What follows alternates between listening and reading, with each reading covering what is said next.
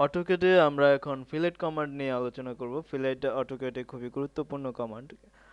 Fillet কমান্ডের সাহায্যে আমরা দুইটি লাইন, বর্ধিত লাইনকে আলাদা আলাদা লাইনকে একত্র করে নিতে পারি। নির্দিষ্ট ভাবে আমরা রেডিয়াস দিয়েও সেটাকে সম্পূর্ণ করে নিতে পারি।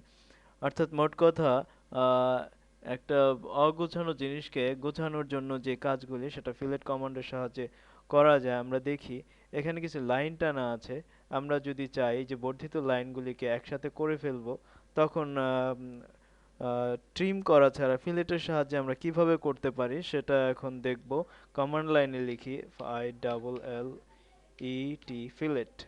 ফিলেট কমান্ড দেওয়ার ফলে select the first object or polyline radius trim.